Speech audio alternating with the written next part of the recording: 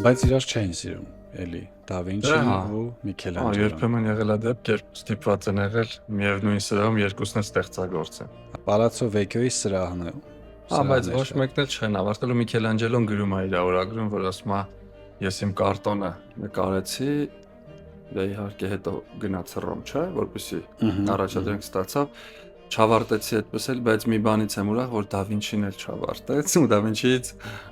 Դա Վինչից պահպանվել է կրկնօրինակի ինչ որ մի հատ հատված, Ռուբենսը Ռուբենսը, հա։ Ու իրանց տարբերությունն է շատ ակնհայտ եղել, այսինքն Միքելանջելոն իրան չի դիտարկել որպես իհարկե նկարիչ, ինքը իրան միշտ էլ ասում է, ես նկարիչ չեմ։ Գործերը շատ իրարից տարբեր են։ Եթե Դա Վինչի գործը սկեչը ամեն դեպքում կա, դեռ իրոք ճակատամարտի այն ամենակարևոր պահն է, Միքելանջելոն լողացող զինվորներ, հանգստի, չէ, գեթի, հա, մերկ զինվորներ, ովքեր որ ինչ որ քաոսային իրավիճակում մտնում են գետը կամ փորձում են մտնել գետը,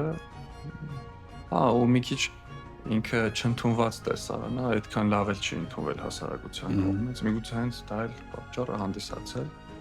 բայց կարտոնը կտոր աճուրդով վաճառվել է։ Ամեն դեպքում այսօր դրանց փոխարեն կախված են պատերից ուրիշ աշխատանքներ, հսկայական մեծ աշխատանքներ։